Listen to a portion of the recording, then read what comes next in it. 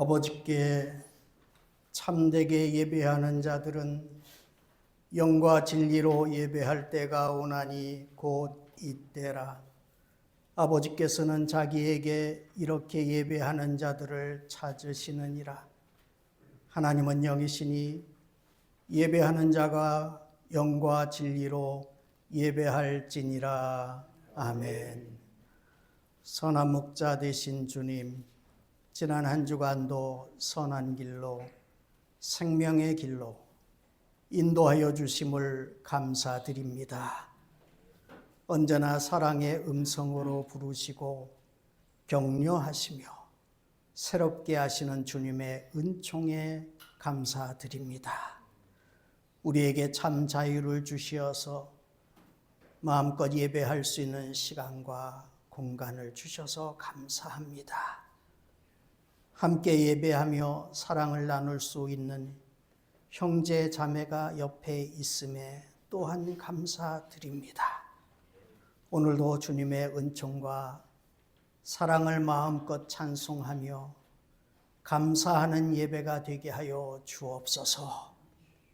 성삼위 하나님과 교통하며 하늘의 양식을 받고 평화를 누리며 크신 은총을 덧입는 시간 되게 하여 주옵소서. 세상을 사랑하사 구원하러 이 땅에 오신 주님, 나귀를 타고 겸손의 본을 보이며 아버지의 뜻에 순종하여 십자가로 가까이 나아가는 주님의 마음을 헤아리며 예배합니다. 우리도 주님의 그 마음을 본받아 사람들의 환호에 흔들리지 않고 겸손하게 오직 아버지의 뜻을 이 땅에 이루며 살아가게 하여 주옵소서. 육신의 연약함으로 예배당에 나오지 못한 형제 자매들을 긍휼히 여기사 속히 강건케 하여 주옵소서. 예수 그리스도의 이름으로 기원하옵나이다. 아멘.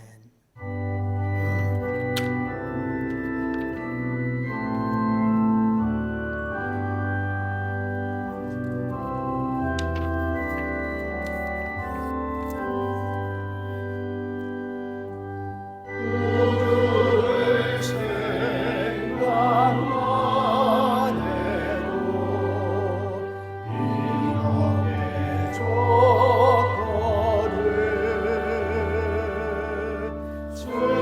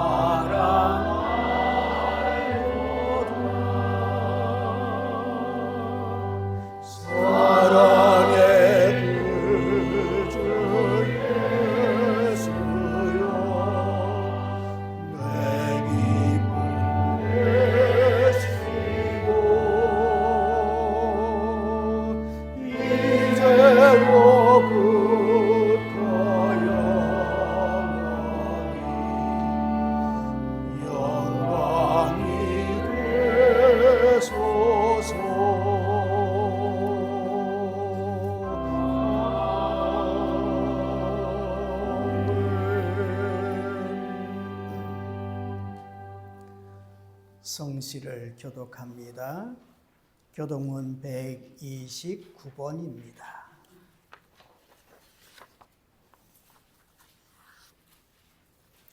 교독문 129번 교독하십시다. 시온에 따라 크게 기뻐할지어다. 보라, 내 왕이 내게 임하시나니 그는 공의로우시며 구원을 베푸시며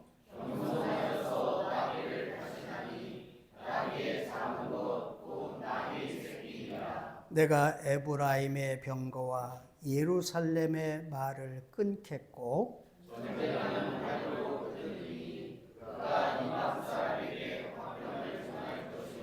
그의 통치는 바다에서 바다까지 이르고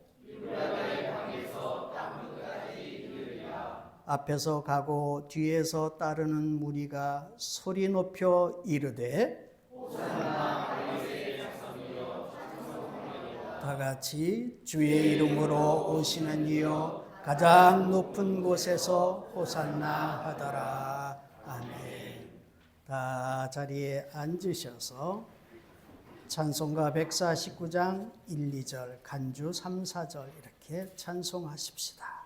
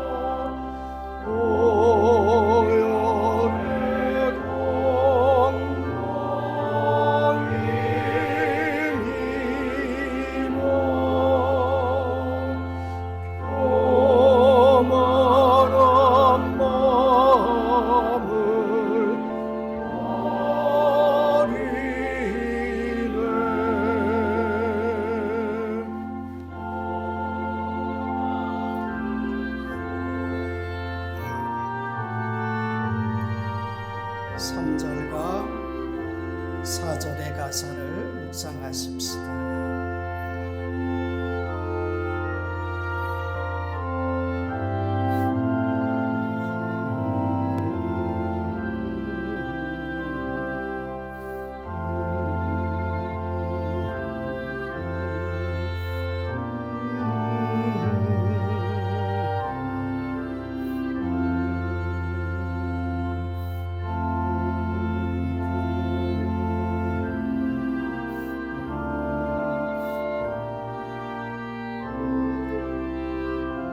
못 박힌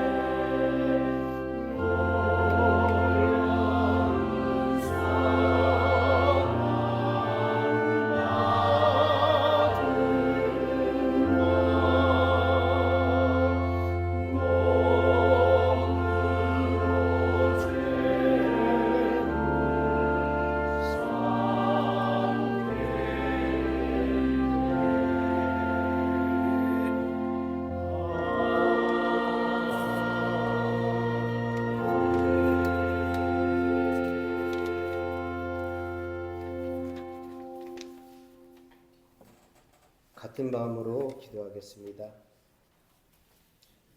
그가 찔림은 우리의 허물을 인하며 그가 상함은 우리의 죄악을 인함이라. 그가 징계를 받음으로 우리가 평화를 누리고 그가 채찍에 맞음으로 우리가 나음을 입었도다. 찬양 받으시기에 합당하신 우리 주 하나님을 소리 높여 찬양합니다. 만물이 다시 한번 성장하는 봄을 다시 허락하시고 하루하루 살아감에 있어 필요한 것으로 채우시는 하나님 아버지의 은혜에 또한 감사를 드립니다. 하나님의 은혜로 오늘도 주의 전에 모이게 하시고 사랑 안에 함께 나누게 하시고 기쁨으로 찬양하며 예배드리게 하심에 또한 감사를 드립니다. 이 시간 신령과 진정으로 드려지는 우리의 예배를 받아 주시옵소서. 또한 여러 가지 사정으로 이 예배를 사모하나 참석치 못하는 성도들도 있습니다. 어디서 무엇을 하든 동일한 은혜를 내리시사 모든 문제가 해결받고 이곳 성전에서 함께 예배드리는 시간이 속히 임하게 하여 주시옵소서. 세계 곳곳에서 이루어지고 있는 전쟁과 이상기후로 인한 피해로 너무도 많은 무고한 생명이 사라지고 고통받고 있습니다. 우리는 아무것도 할 수 없으나 우리 주님은 모든 것을 하실 수 있는 분이오니 우리의 기도를 들어주시고 그들에게 찾아가 위로하시고 극복할 힘과 믿음을 허락하여 주시옵소서. 이곳에 하나님의 뜻이 있어 교회를 허락하신 주님, 주께서 우리에게 명령하신 하늘의 사명을 감당할 믿음을 허락하시고 믿음 가운데서 하나님의 나라를 확장해 나가는 우리 되게 하여 주시옵소서. 우리에게 영의 양식을 먹이시기에 열심을 다하시는 두 분 목사님을 기억하시사 충만한 은혜를 허락하시고 영육간의 강건함을 허락하시고 그 가정 위에도 무한한 하나님의 은혜가 충만하게 하여 주시옵소서. 목사님이 이 수를 통해 귀한 하늘의 비밀을 알게 하시는 하나님의 그 말씀을 우리가 아멘으로 받고 더욱 성장하며 한 주간 승리하는 삶을 살게 하여 주시옵소서. 이제 고난주간이 시작됩니다.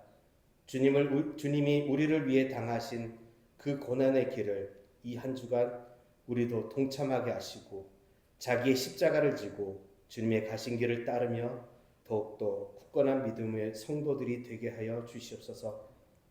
교회 이곳저곳에서 보이지 않게 수고하는 손길들 기억하시고 하늘의 신령한 복으로 채워 주시옵소서. 구별하여 드리는 찬양대의 찬양을 기뻐 받아 주시오며 예수님의 이름으로 기도합니다. 아멘.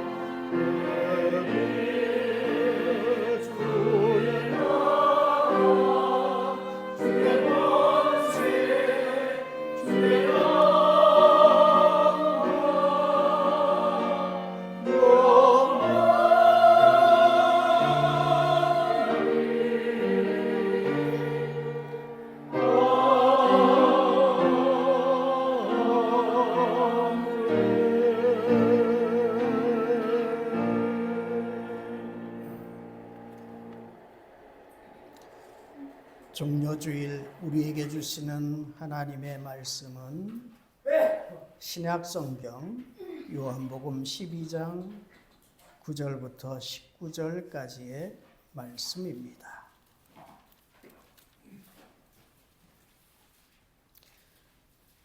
요한복음 12장 9절부터 19절까지의 말씀입니다.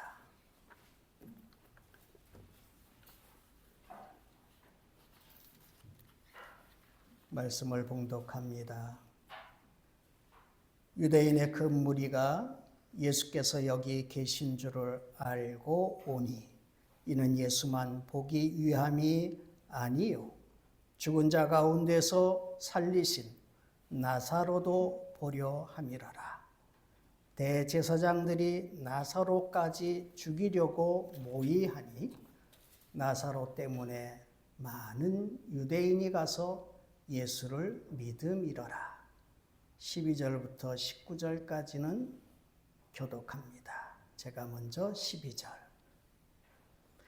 그 이튿날에는 명절에 온 큰 무리가 예수께서 예루살렘으로 오신다는 것을 듣고 종려나무 가지를 가지고 맞으러 나가 외치되 호산나 찬송하리로다. 주의 이름으로 오시는 이 곧 이스라엘 왕이시여. 예수는 한 어린 나귀를 보고 타시니 이는 기록된 바 시온 따라 두려워하지 말라. 보라 너의 왕이 나귀 새끼를 타고 오신다. 제자들은 처음에 이 일을 깨닫지 못하였다가 예수께서 영광을 얻으신 후에야 이것이 예수께 대하여 기록된 것임과 사람들이 예수께 이같이 한 것임이 생각났더라. 나사로를 무덤에서 불러내어 죽은 자 가운데서 살리실 때에 함께 있던 무리가 지나간지라. 이에 무리가 예수를 맞으면 이 표적 행하심을 들었음이러라. 바리새인들이 서로 말하되 볼지어다. 너희 하는 일이 쓸데없다. 보라 온 세상이 그를 따르는도다 하니라. 아멘.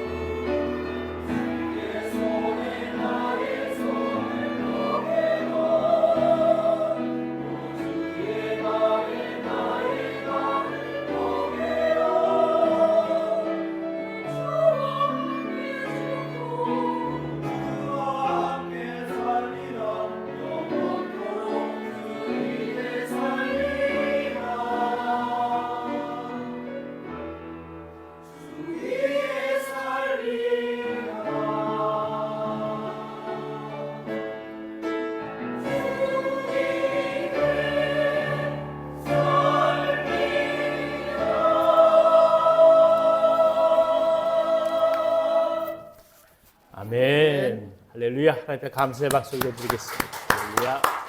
할렐루야 차례인데 감사합니다. 고맙습니다. 반갑습니다. 한 주간 잘 지내셨습니까? 예, 우리 옆에 계신 분을 한번 격려했으면 좋겠습니다. 주님의 이름으로 사랑합니다. 주님의 이름으로 축복합니다. 예, 반갑습니다. 성가대 여러분 잘 지내셨습니까? 예. 민집사님, 한집사님 반갑습니다. 이제 예배를 드리고 제사를 드릴 때 그때 보통 형제끼리 화해한 후에 제사 드리라 주님께서 말씀하셨죠. 지금 이 시간이 그런 의미입니다. 서로가 서로를 보고 기뻐하고 또 행복해하는 시간이니까 다시 한번 큰 소리로 옆에 분들 보면서 한번 얘기하고 격려했으면 좋겠습니다. 주님의 이름으로 사랑합니다. 예, 할렐루야. 예, 이 문제가 해결돼야 우리가 예물을 들고 갈 수가 있기 때문에 그렇습니다. 할렐루야. 반갑습니다. 올해도 변함없이 이제 종려 주일을 맞이하게 됩니다. 예수님께서 예루살렘에 입성하시고 또 이 고난의 주간을 보내셨음을 우리들은 잘 알고 있습니다. 이를 기억하는 시간이 된 것입니다. 우리는 흔히 이 예수님의 예루살렘 입성 앞에서 깊이 마음에 새겨두는 것이 있습니다. 첫 번째는 굳이 죽음의 길을 마다하지 않고 자발적으로 걸어가셔야 했을 때 그때 예수님의 마음은 어떠하셨을까? 그리고 둘째로는 배신을 당할 것을 아시면서도 사람들을 끌어안으신 그 예수님의 그 사랑은 어떻게 가능했을까? 이 두 가지를 항상 마음에 품게 됩니다. 어쩌면 가슴 저미는 마음으로 이 질문을 품고 예루살렘에 예수님께서 입성하시는 것을 바라보고 있다고 우리는 말할 수 있을 것입니다. 오늘 함께 나눌 요한복음 12장의 말씀은 이 예수님의 예루살렘 입성을 나사로의 부활로부터 시작하고 있습니다. 마리아는 예수님의 발에 향유를 붓고 자기 머리털로 씻겼습니다. 이 사건은 그의 오라비 나사로의 부활로 인해서 마리아가 예수님을 철저히 메시아로 고백하게 된 신앙의 변화를 이야기해 줍니다. 그만큼 죽은 자가 다시 살아난 사건은 일대 센세이션을 불러일으킬 만했고 지금처럼 매스컴이 발달하지 않았어도 사람들의 입에서 입으로 급속하게 전달되는 기적과 이사가 되었던 것입니다. 이제 사람들은 예수님에게서 그들이 기대하던 메시아의 모습을 찾기 시작했습니다. 지금껏 억눌려져 왔던 이방인의 지배로부터 비로소 나라의 독립과 민족의 정체성을 찾을 수 있는 구심점으로서 예수님을 보기 시작한 것입니다. 더욱이 명절로 불려졌던 6월절에 예루살렘으로 올라왔던 유대인들은 이곳에서 가까이 떨어져 있던 베다니에서 예수님뿐만 아니라 다시 살아난 나사로를 보기 위해 구름대처럼 몰려오기 시작했습니다. 이 시점이 바로 예수님께서 예루살렘에 입성하신 시점이 되는 것입니다. 누구에게나 다 간절한 소망이 아주 극에 다다르고 있었던 때라는 말씀인 거죠. 예수님을 향한 열망, 예수님을 향한 소망, 예수님을 향한 기대, 그것이 아주 정점을 찍을 때예요. 어느 곳에 간다 할지라도 예수님을 다 환영할 때예요. 그런데 바로 그 시점이 사실은 예수님이 생각하는 구원과 사람들이 생각하는 구원이 가장 다를 때라는 것입니다.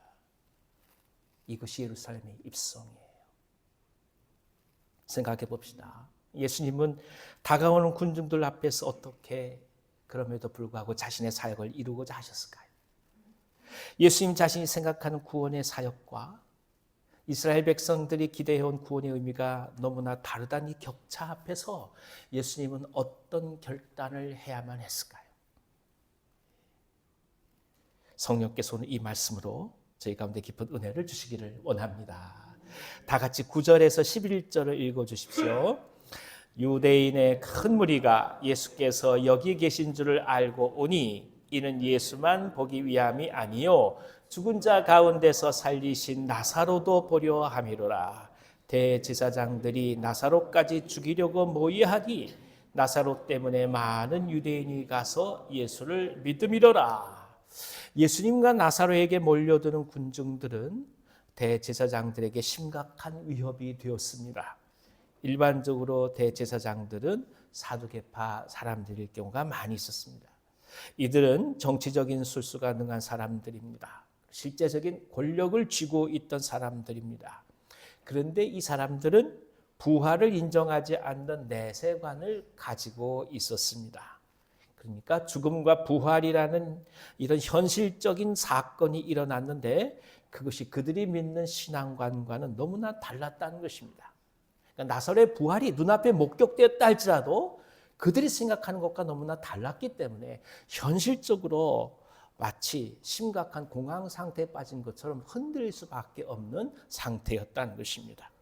흔히들 사람들이 힘과 권력을 가지고 집착하기 시작하면 진리가 진리로 보이지 않습니다.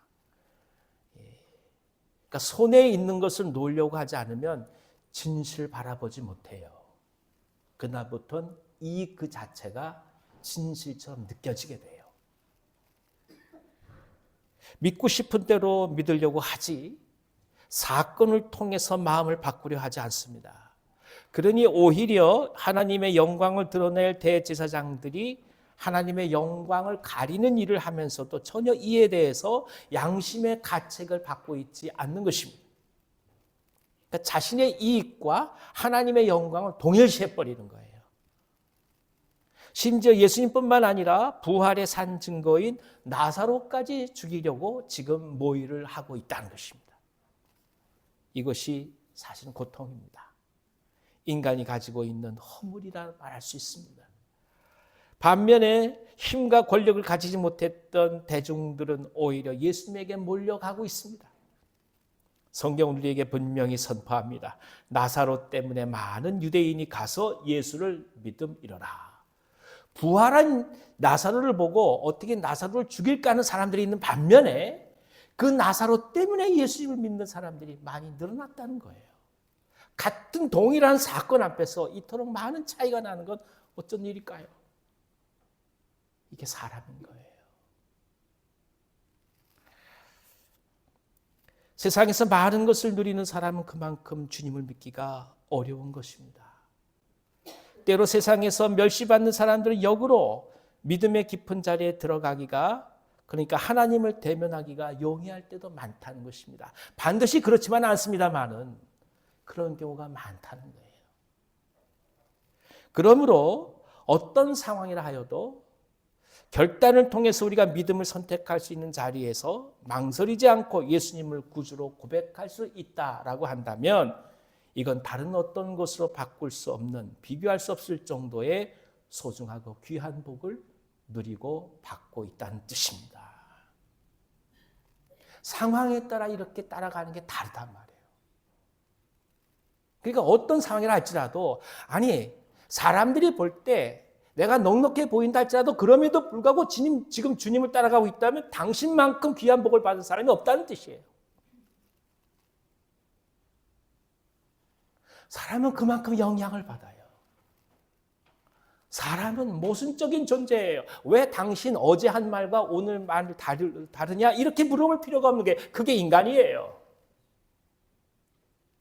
아침 다르고 저녁 다른 게 인간이에요. 부모한테 요구하는 것과 자식들한테 요구하는 것이 다른 것이 인간인 거예요. 그게 모순된 존재예요. 그러니 우리가 주님을 믿을 수밖에 없는 거예요. 그런 존재니까. 이걸 누가 탓하겠어요? 그게 인간인 것을.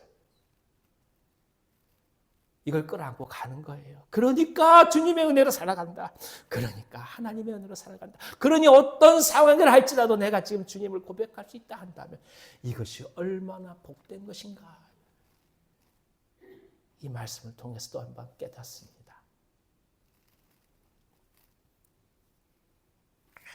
우리에게 이루어진 작은 사건이라 할지라도 그 속에서 우리가 하나님을 발견한다면 얼마나 감사한 일입니까? 비록 소소한 사건이라 할지라도 그 속에서 하나님의 손길을 느끼고 있다면 이건 얼마나 큰 복입니까? 만약 우리가 그와 같은 영적 민감성과 깊이를 가지고 있다면 우리는 복된 자입니다. 가장 높은 자리에 있는 사람이라 할지라도 이해할 수 없는 진리를 이미 깨닫고 알고 있기 때문입니다. 우리가 세상에 할 수 없는 진리를 경험한다는 것을 기억하면서 담대할 수 있는 이유가 여기에 있습니다. 그리고 그 결과는 이렇게 이어집니다. 12절로 13절 읽어주십시오. 그 이튿날에는 명절에 온 큰 무리가 예수께서 예루살렘으로 오신다는 것을 듣고 종려나무 가지를 가지고 맞으러 나가 외치되 호산나 찬송하리로다. 주의 이름으로 오시는 이 곧 이스라엘의 왕이시여 하더라. 그 이튿날이라고 하는 것은 오늘날로 말하면 오늘처럼 주일에 해당됩니다. 사람들은 예수님께서 예루살렘에 입성하신다는 소식에 가만히 있을 수가 없었습니다. 고대에는 승리한 개선 장군을 맞거나 왕을 맞이할 때 종려나무 가지를 흔드는 관습이 있었습니다. 오늘날 말로 얘기하면 이게 대추야자 나무예요. 대추야자 나무로 이루어진 그 잎, 그 가지들을 흔들면서 환영했다는 거예요. 그럼 왜 이것이 승리요? 그리고 환영의 관습이 되었을까?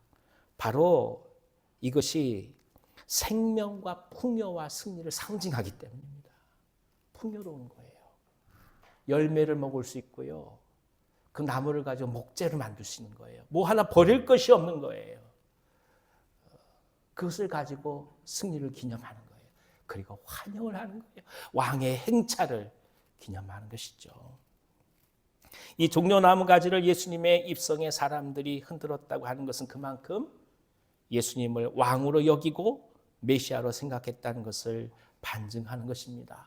그리고 호산나 외치고 있습니다. 이를 해석하면 지금 구원하소서, 아주 현실적인 의미예요. 지금 구원하소서. 완전한 왕으로서 이 모든 어려움과 시련을 극복하고 화평과 평화를 가져올 메시아가 되기를 바라는 것입니다.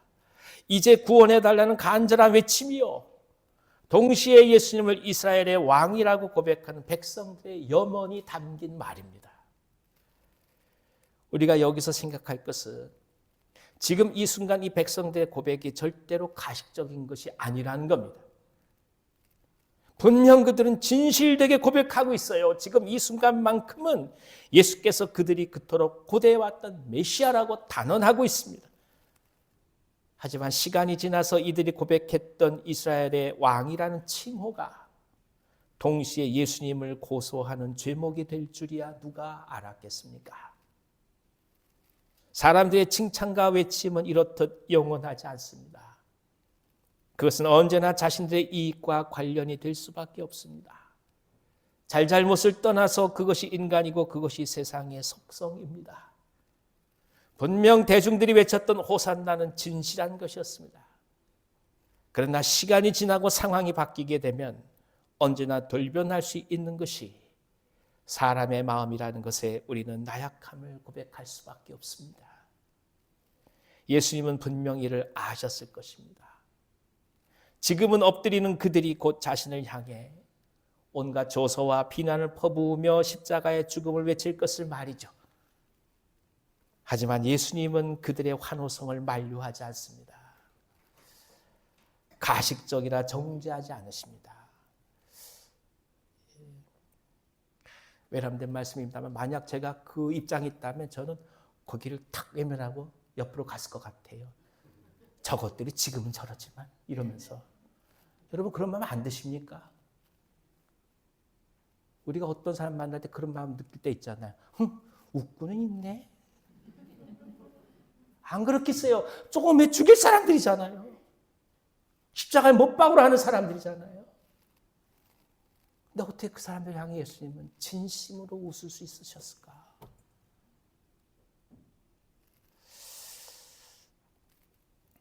자리를 피하려고 하지 않으십니다.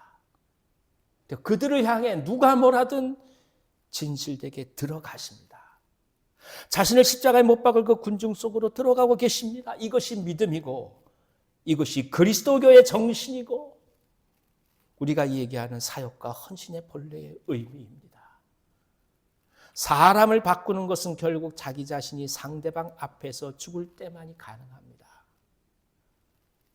선한 영향력은 비유하자면 정신적인 순교가 수반할 때만이 그 능력을 발휘할 수 있습니다. 말하는데 왜 안 변해? 그건 당신 얘기예요. 왜 얘기했는데 안 따라와? 당신 얘기라니까요. 사람을 바꾸는 건 말이 아니에요.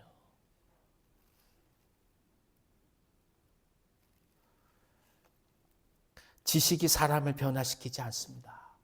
물론 동기는 부여할 수 있습니다. 그러나 실제로 사람을 변화시키는 것은 그들 앞에 있던 사람들이 믿음 가운데서 자신을 내어 던지는 모습이 사람을 바꾸는 것입니다.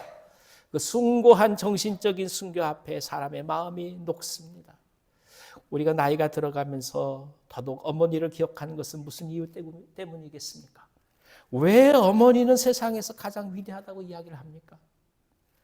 이유는 단 한 가지입니다. 어머니는 나를 위해 모든 것을 희생했기 때문입니다.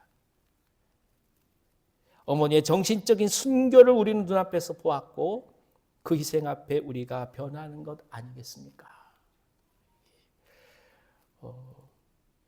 저도 이렇게 학창시절 보면 아무리 집이 어려웠어도요, 어머님이 아침에 연탄 아궁에서 밥을 하시면서 꼭 계란말이를 해주셨어요. 그 당시에 계란말이는 아무나 싸우는 게 아니에요. 예, 하나 비유로 드는 겁니다. 무슨 뜻이겠습니까?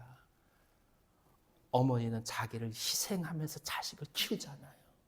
그러니까 그 희생을 목격한 자식들은 어머니한테 어떻게 함부로 하겠습니까? 똑같습니다. 주님은 당신의 희생과 진실을 통하여 사람들에게 얘기하시는 거예요. 구원이 있으라고 그렇게 여러 가지 말씀하지 않으세요. 그냥 당신이 그들 속에 들어가셔서 그들 앞에 십자가 길을 걸어가심으로 구원으로 사람을 바꾸시는 거예요. 예수님이 위대한 것은 자신을 배반한 무리들의 환호성 앞에서 물러서지 않으시고 그럼에도 불구하고 예루살렘에 입성하셨다는 사실입니다. 온갖 오해와 모함을 받으면서 십자가를 지시겠다는 결단을 가지고 가셨기 때문입니다. 그리고 훗날 그것이 세상을 변화시키고 강팍했던 사람들의 마음을 녹이고야 말았습니다. 그렇습니다. 변화는 죽음을 필요로 합니다. 날이 이렇게 비가 부고 바람이 부니까 참 아쉬운 것은 뭐냐 하면 벚꽃 보는 시간이 짧아졌다는 시간이에요. 벚꽃이 떨어져야 벚꽃 그 나무도 살 거 아니겠어요? 안 그렇겠습니까? 꽃이 져야 열매가 나오는 거 아니겠어요? 죽어야 삽니다. 이게 진실이에요. 변화를 원한다면 죽어야 해요.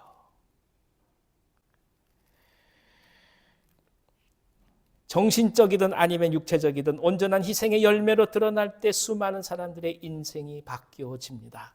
아무것도 아닌 것 같지만 내 수고와 땀과 나의 말 한마디가 한 사람의 인생을 바꿀 수 있습니다. 그런 역할을 여러분도 다 지금껏 해오신 거예요. 우리가 인정할 수 없다 하여도, 아니 인식하지 못한다 하여도 그런 사람들이 있었던 거예요. 우리가 그런 분들로부터 영향을 받은 거예요. 동시에 우리가 또 그렇게 누군가에게 지금 영향을 미치고 있는 거죠. 아무것도 아닌 것 같지만 우리의 삶 자체는 다른 사람을 바꿉니다. 그것은 커다란 능력을 보여줘서가 아니라 상대방을 향한 희생과 헌신이 있기 때문에 가능한 일입니다. 예수님은 그런 삶을 사셨습니다. 그리고 그 상징적인 모습으로 나귀 새끼를 타고 지금 예루살렘에 입성하신 것입니다. 오히려 그들을 향해 아무것도 내세우지 않는, 그래서 때로는 너무나 일상적이고 평범하게 보이셨습니다. 하지만 그 속에는 사람을 살리고자 하는 불타오르는 정열과 사랑이 숨쉬고 있었던 것 아니겠습니까? 그러므로 오늘 우리 자신을 향해 헌신으로 다가오신 예수님을 먼저 깊이 바라보는 것이 소중합니다. 말씀 속에서 그분의 승뼈를 느껴보시고 그분을 묵상해 보십시다. 그분의 희생과 헌신이 느껴지기 시작한다면 이미 당신은 변화하고 있는 것입니다. 이미 하나님의 사람으로 바뀌어지고 있습니다. 그리고 이를 기뻐하면서 자신에게 일어났던 일처럼 누군가를 향해 그렇게 찾아가시면 됩니다. 사랑은 만드는 것이 아닙니다. 없던 것을 창조하는 것이 아닙니다. 그저 단지 받은 것을 전할 뿐입니다. 내가 만들려고 하면 고통스럽고 말라갑니다. 하지만 받은 것을 전해준다면 힘들지 않습니다. 그렇습니다. 내가 한다면 피곤하고 고갈이 되지만 그분이 주신 것을 받아 단지 전한다면 곤비치 않는 것입니다. 이것이 제자가 걸어가는 제자도의 중요한 동력입니다. 구약 성경의 예언서들은 독특한 머릿말을 다 가지고 있어요. 대부분 시작하기를 누구누구의 아들 유다 왕 아니면 이스라엘 왕 어느 누가 다스린 지 몇 년에 여호와의 말씀이 어느 누구에게 임하였다. 이렇게 시작합니다. 그러니까 출발과 동기는 하나님에게 있다는 것이고 동시에 하나님의 말씀이 임하지 않으면 더 이상 예언할 수 없다라는 선언이기도 합니다. 하나님께서 하시기에 예언자가 일을 할 수 있었던 것이고 그분께서 하시기에 순교의 자리에까지도 인도함을 받았다는 뜻입니다. 그분이 하시니까 따라갈 수 있는 거예요. 그분이 내 앞에서 나를 인도해 가시니까 오늘 내가 살아갈 수 있는 것 아니겠습니까?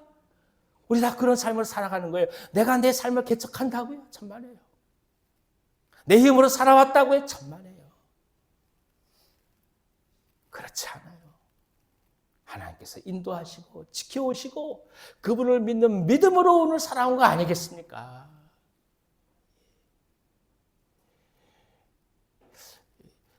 저희가 국민학교 다닐 때 맨 학교에서 그렇게 가르쳤어요. 대망의 1980년대가 되면 국민소득 1,000불, 무역 100억 불 달성이 되면 나라가 달라질 거라고. 나라가 달라졌습니까? 달라졌습니다. 그러나 지금도 우리는 그렇게 생각해요. 앞으로 더 달라질 것이라고. 우리는 항상 배고파요. 도대체 우리의 기억 속에는 경제가 좋을 때가 없었어요. 우리는 항상 지금 다 힘들어요. 그렇죠? 그 시대에 비해서 이렇게 풍부하고 넉넉하게 살아도 우리는 지금 다 어렵고 힘들어요. 사람이 그런 거예요. 하나님의 은혜로 살아온 것입니다. 할렐루야. 그러니 걱정과 염려가 우리를 집어삼키지 않도록 기도하십시다. 우리 그렇게 살아왔어요. 하나님께서 인도하셔서 그렇게 또 견뎌갈 거예요. 그 힘과 능력으로 앞을 향해 가는 것입니다. 오늘 우리들의 마음에 성에 나귀를 타고 오시는 예수님을 그래서 진심으로 맞이하시기를 기원합니다. 먼 곳에 상상하는 그 예수님을 찾으러 떠나는 것이 아니라 이미 찾아오고 계시는 예수님을 맞이하십시다. 사랑은 만드는 것이 아니라 이미 왔음을 찾는 것이기 때문입니다. 또 하나 우리가 생각해야 할 것은 대중들이 예수님을 메시아로 환호했던 이유는 안타깝지만 자신들이 생각했던 좁은 정치적인 목적을 넘어서지 못했다는 사실입니다. 이것은 역으로 하나님께서는 우리에게 순수한 믿음과 동기를 또 한번 가르치고 계신다는 것을 보여주는 말씀이기도 합니다.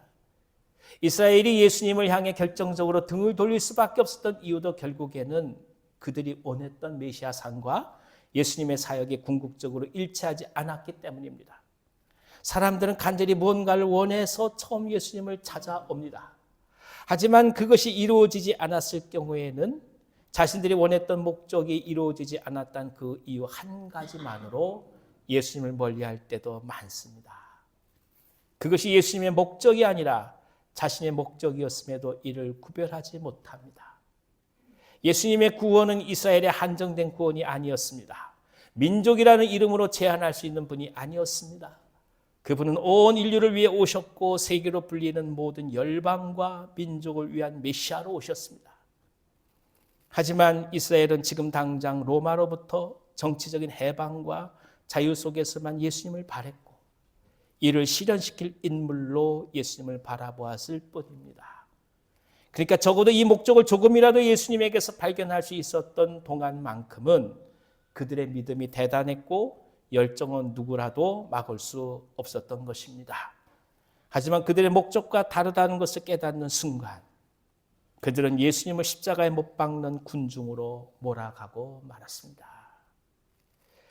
세 번째, 그러므로 우리가 그분을 바라고 소망하는 것이 온전치 못하다 해도 그럼에도 불구하고 우리 가운데 오신 예수님을 적극적으로 신뢰해야 한다는 뜻입니다. 자녀들이 하는 일이 언제나 부모와 마음이 같아서 부모가 그 편에 서주는 것은 아닙니다. 자식이 원하니까 그저 함께 해주는 경우도 많습니다. 자식 이기는 부모가 없는 것처럼 자식이 바라고 갈망하니까 함께 기도해 주는 것이 부모이지 않겠습니까? 그러니까 오늘 우리가 정당해서 주님께서 오시는 것이 아닙니다. 우리가 완벽하고 그분을 모실 만해서 모시는 게 아니에요.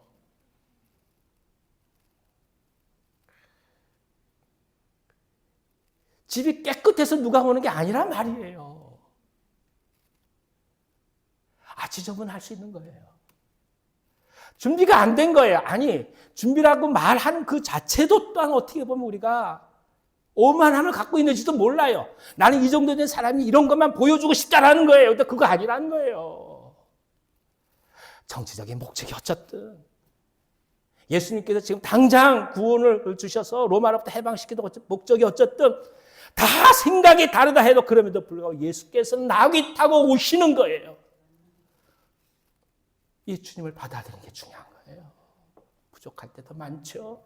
내가 잘못할 때도 많죠. 흔들릴 때도 많죠. 내가 정말 이것이 예수님을 올바로 따라가는 것이냐 내 스스로도 감당하지 못할 때도 많죠. 그럼에도 불구하고 그분이 오신 것을 믿을 수 있느냐 이것이 중요하다는 거예요.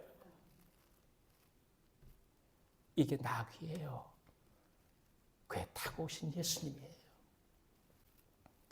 시간이 지나가면서 우리는 참으로 얘기해요. 물론 하나님의 뜻과 주님의 뜻과 우리의 뜻이 같으면 제일 좋겠죠. 금상첨화겠죠. 근데 그렇지 않은 것을 어떻게 하겠습니까?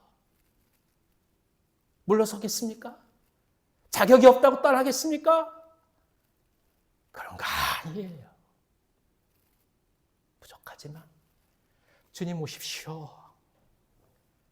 나라는 이 예루살렘의 성에 온갖 꽃들이 다 섞여 있는 예루살렘의 성에 당신이 오십시오. 호산나 찬송하렵니다. 마음껏 오십시오. 이것이 종려주일의 의미 아니겠습니까?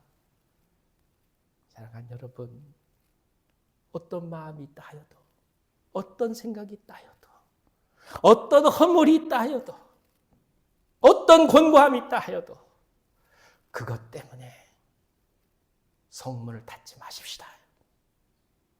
성문을 활짝 여시고 호산나 주님을 맞이하시면서 주님의 생명의 그 구원이 우리 모든 삶에 가득하시기를 간절히 기원합니다. 한 주간 이 소망으로 넉넉히 승리하십시다. 기도하겠습니다. 하나님 아버지, 고통스러워하고 마음이 나뉘지기도 하고 넘어지기도 하고 쓰러지기도 하고 모순이기도 하고 방황하기도 하는 이 인간들을 바라보시면서 그럼에도 불구하고 그들의 마음의 문을 열고 들어오시는 우리 주님을 보게 하시니 감사합니다. 주님 오시옵소서. 언제나 오시옵소서. 준비되지 않다 하여도 많은 때가 묻었다 하여도 그럼에도 오시옵소서. 오셔서 저희들을 치유하시고 회복하시고 진정 하나님 백성 되게 하여 주시옵소서. 담대함으로 한 주를 살아가게 하시고 그 은혜 속에서 주님의 사랑과 진실 앞에 엎드리게 하옵소서. 예수님의 이름으로 감사하며 기도하옵나이다. 아멘.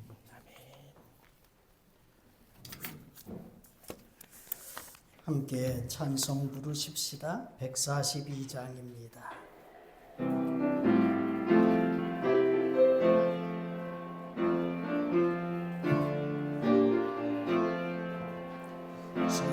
시온의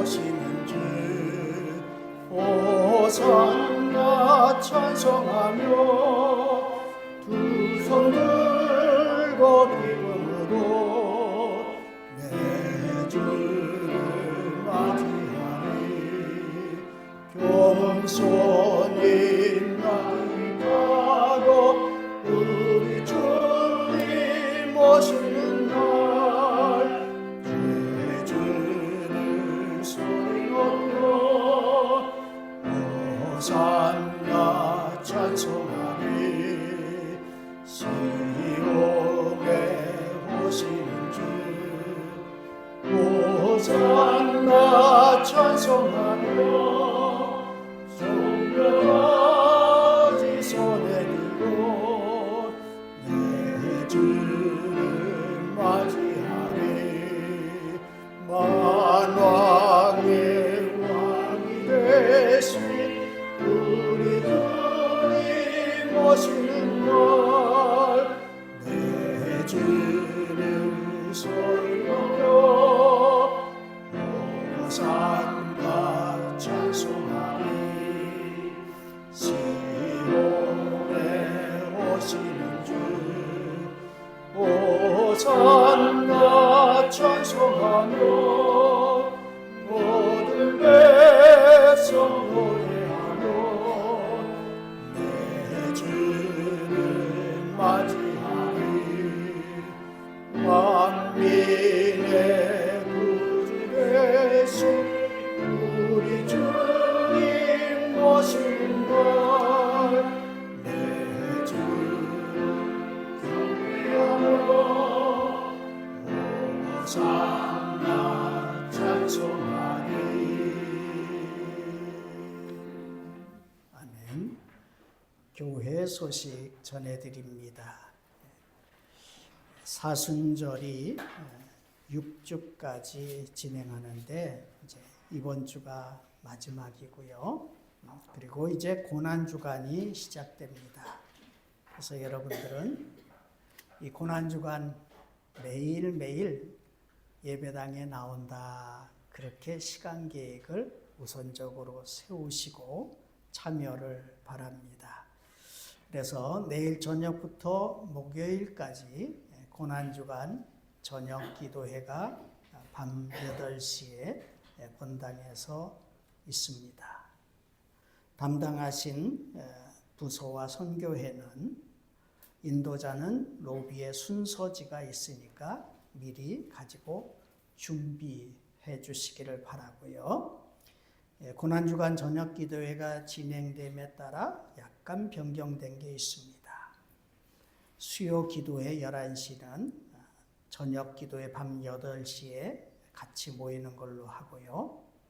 또 말씀과 더불어 계속 나가는 것은 기도회 말씀으로 대신합니다. 그리고 금요일은 성금요일입니다. 지구촌의 온 교회가 성금요일이 되면 다 모여서 함께 예배와 성찬을 나누기도 합니다. 그래서 저녁 8시에 나오셔서 예배와 성찬에 참여하시고 건강이 허락하는 대로 한 끼든 두 끼든 온종일이든 당일 금식을 하고요. 내가 먹지 않은 그 음식값을 금식헌금으로 드리면 가장 열악한 선교지에서 수고하는 이영애 선교사님께 보내드리면 아마 큰 힘을 얻을 것입니다. 그리고 토요일이 되면 부활절을 맞이해서 대청소와 또 음식도 준비하게 되겠습니다.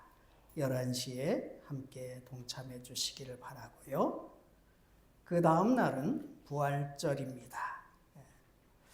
그래서 우선은 의상을 흰색이 보이도록 여러분들이 한번 집에서 의상을 미리 좀 찾아보시기를 바랍니다. 흰 와이셔츠, 블라우스, 아니면 겉옷, 안 되면 머플러라도 흰색을 기본으로 착용해 주시기를 바라고요. 11시 예배에 온 가족이 함께 참여할 수 있도록 또 이웃들도 함께 초청해서 참여해 주시기를 바랍니다. 특별히 오늘 점심은 토스트가 아니라 우리 이명 장로님 가정에서 처음에는 떡국으로 하다가 그래도 밥을 먹여야 되겠다 해서 곰탕을 지금 끓이고 있습니다. 떡도 준비했습니다. 사실은 우리 이 장로님께서 찬양대 대장이신데 부활절 카타타를 준비하는 대원들에게 밥을 먹여야 되겠다 했는데 우리 찬양대원 덕분에 찬양대원만 아니라 전 교인을 다 먹일 수 있도록 이렇게 준비해 주셨습니다. 참 감사합니다. 네.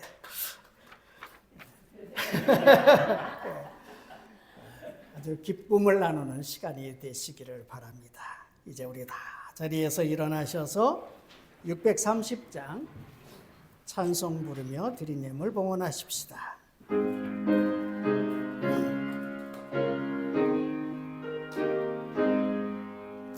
진리와 생명 되신 주, 이 몸을 바치옵니다.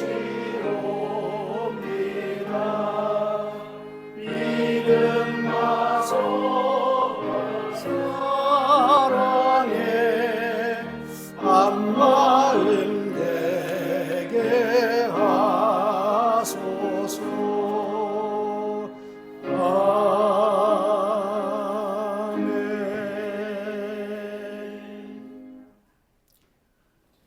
사랑과 은혜가 풍성하신 하나님, 때를 따라 필요를 채우시는 그 크신 은총에 감사드립니다. 지난 한 주간도 건강 주시어서 땀 흘려 수고하고 성실하게 주신 기회를 선용하여 선한 씨를 뿌리며 살게 하시니 감사합니다. 이 시간 내게 있는 모든 것이 주님으로부터 받았음을 믿음으로 고백하며 감사한 마음으로 예물을 드렸습니다. 이 예물이 사용되는 곳에 하나님의 사랑이 증거되어 생명을 살리며 구원하는 큰 역사가 나타나게 하여 주옵소서.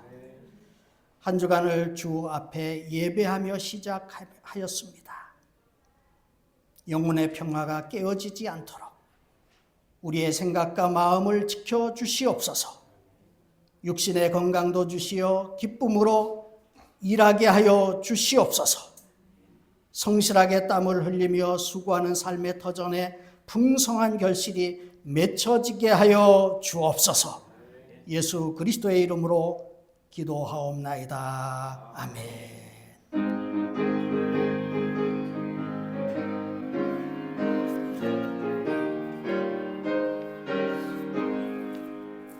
일곱씩 떠들 자가 없는 이때에 너가 가서 거둘까.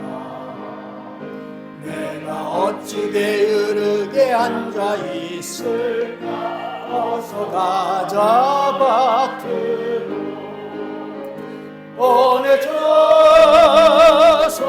보내주소서.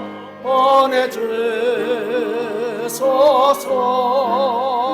재단 숯불 내 입술에 대니 어찌 주저앉아. 주여 나를 보내주소서. 주가 나를 부르시니 언제 어디 기뻐 가서 일하리. 주가 명령 내리실 때 능력 받아서 기뻐 거두리로다. 보내주소서. 보내주소서.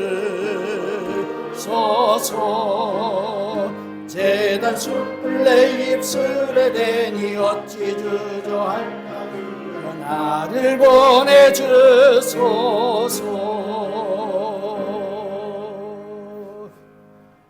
우리와 세상 끝날까지 늘 함께 동행하여 주시는 우리 구주 예수 그리스도의 은혜와 하나님 아버지의 그 크신 사랑과 성령의 교통하심과 감동케 하심이 우리를 찾아오시는 주님을 영접하고 그 주님 꼭 붙잡고 함께 동행하며 하나님의 뜻을 이 땅에 이루며 살기를 소망하는 사랑하는 주의 자녀들 앞날 위에 이제로부터 영원히 함께 있을지어다. 아멘.